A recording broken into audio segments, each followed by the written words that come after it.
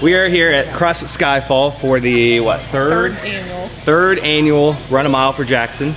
So Karen here, putting on the event as always. So tell a little bit about what we're here for and what it means to you. Okay.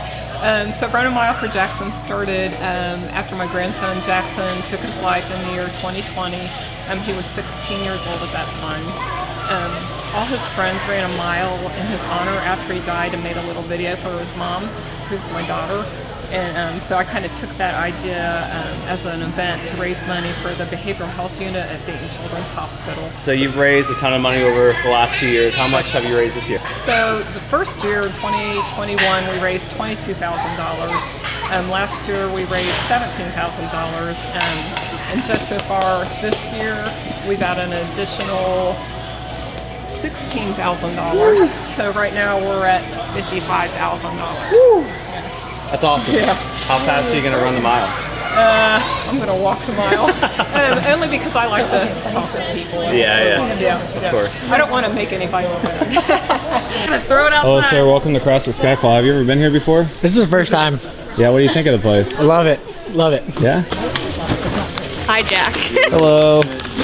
How are you today? I'm great. How are you? I'm great. What do you think you're going to order? I'm gonna let Dom order for me. Okay. Do you trust that decision? Do you think it's wise? I don't know. I'll report back in a few minutes. I'll let you know. Okay, thank you. Yeah. For the people. For the people. It's always for the She's my helping hand. Get it? Do I Venmo It's a or T do I name. pay? Like, how do you Okay. What are the T names this year? The Jaxon, obviously. Suicide prevention. We have the helping hand, and then the 988 lifeline. Okay. And which one's the best? Ooh. Dominic likes the Jaxon, but I made quite a few suicide preventions. I did try the suicide prevention and it was pretty dang good. Yeah. But I haven't tried the Jaxon yet, so. Cookies. Ollie, look. Make a sound. Okay, we can give you this hand.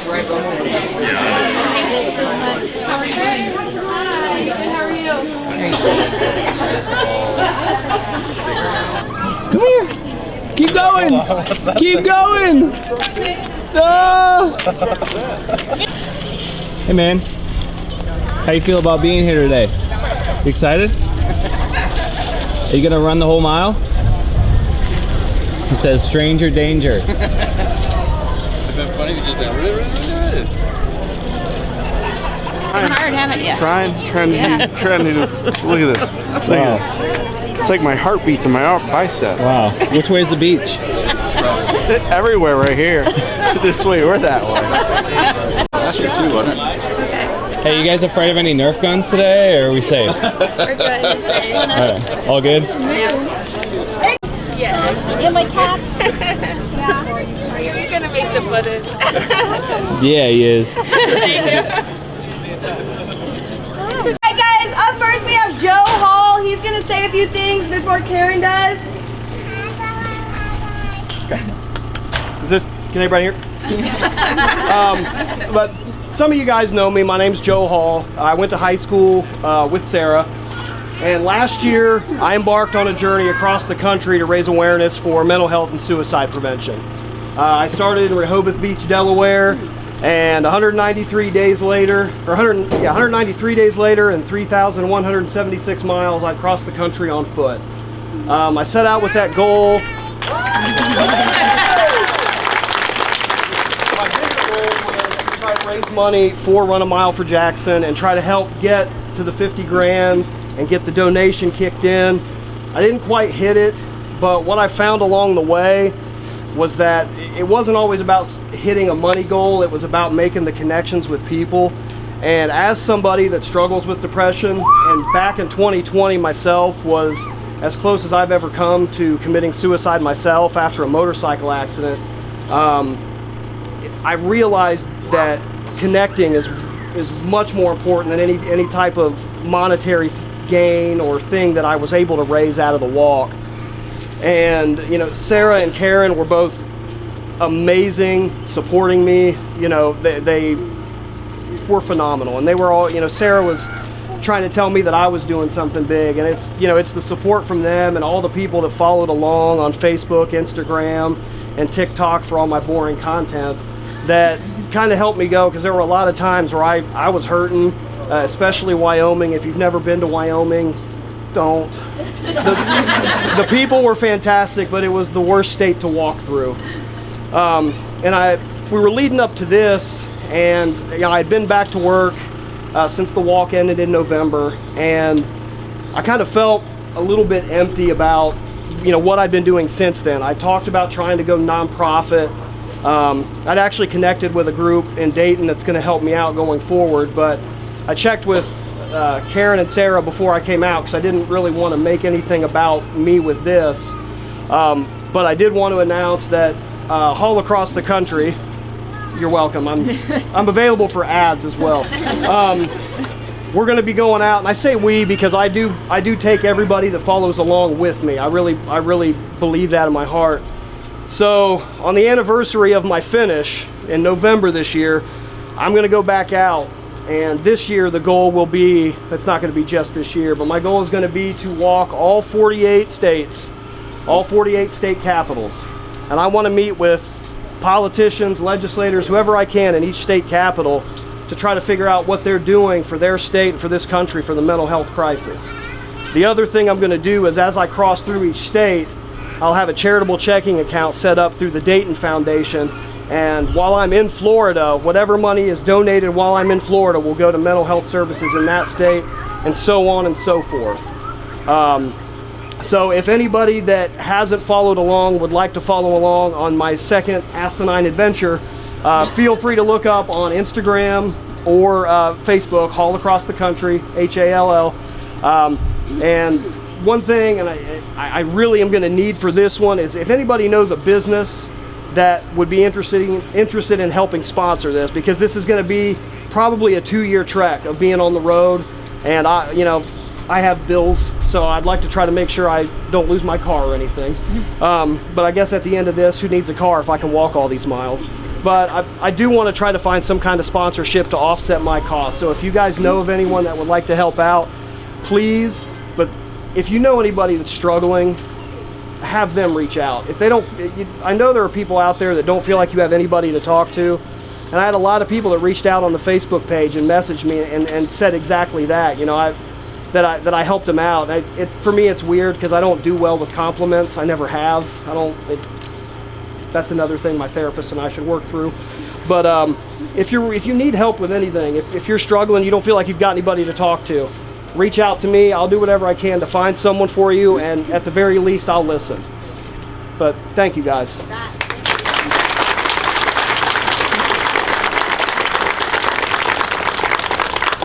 From a paper. So I just wanted to say hello and welcome to the 3rd annual Run a Mile for Jaxon. For those people that are here for the first time, Run a Mile for Jaxon started after my 16-year-old grandson Jaxon took his life on April 7th, 2020. Jaxon was on the track team in high school, and after he died, his friends all ran a mile and shared the video with his mom and dad. I took this idea and made it into an event to raise money for a behavioral health unit at Dayton Children's Hospital, and that's how it all started. The first year we raised $22,000, and in 2022 we raised $17,000, and we'll come back to that here in a minute.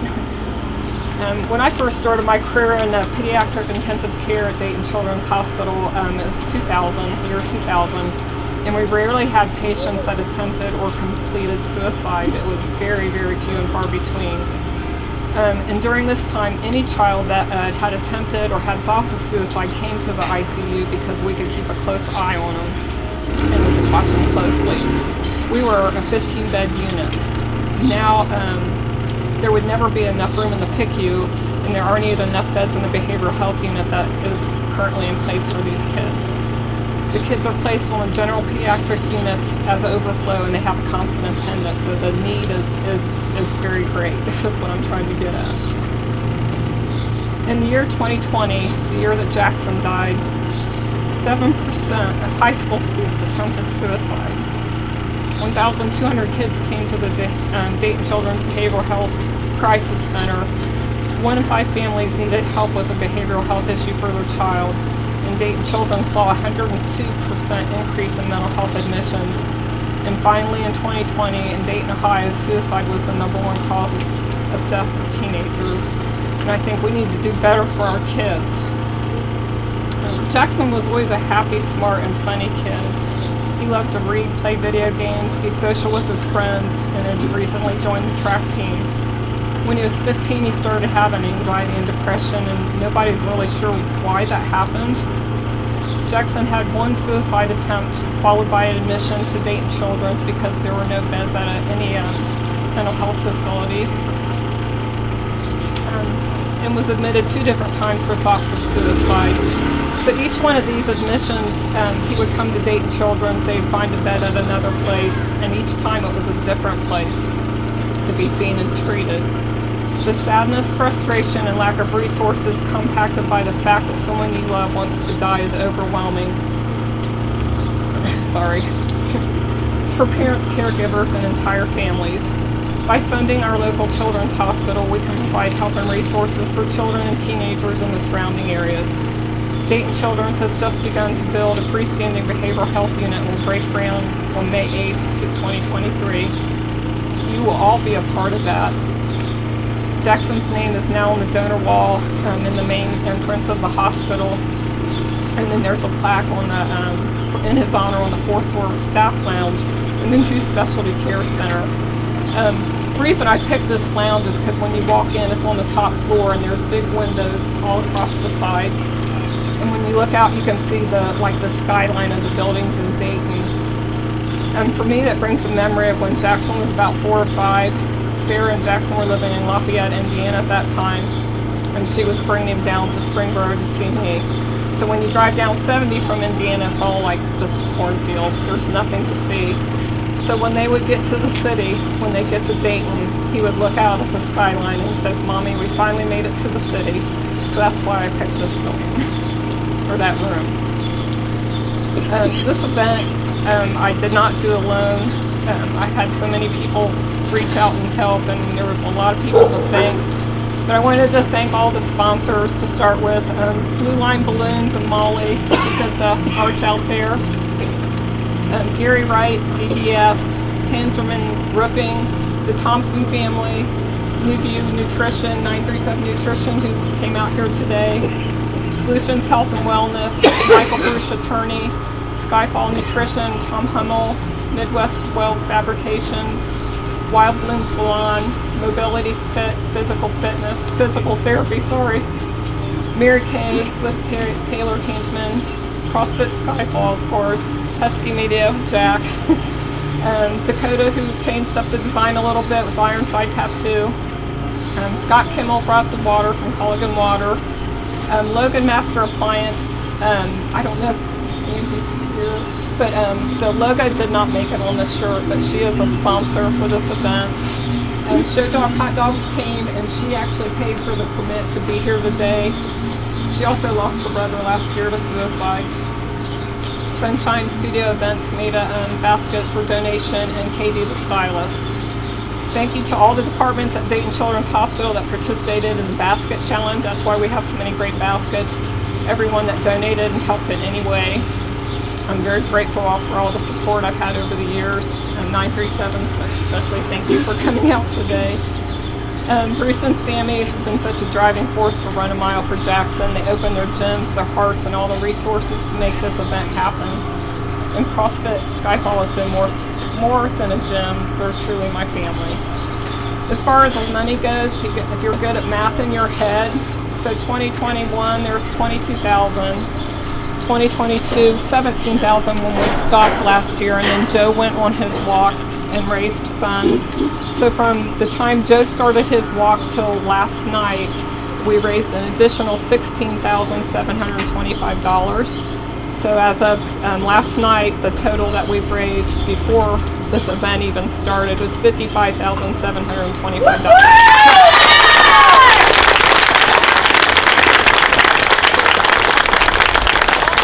The Connor Group has matched that $50,000, so truly it's $100,000.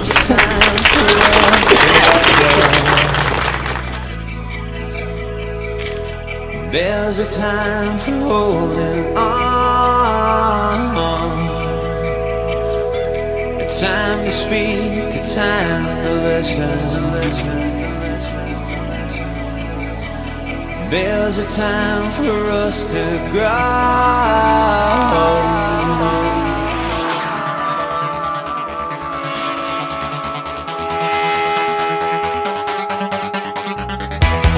There's a time for laying low down. There's a time for getting high.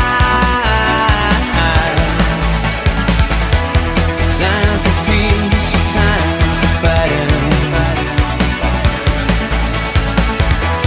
Time to live, time to die.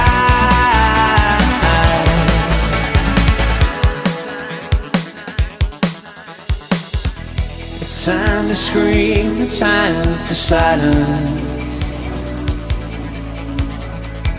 A time for truth against the lie. Time for faith, time for science. There's a time for us to shine.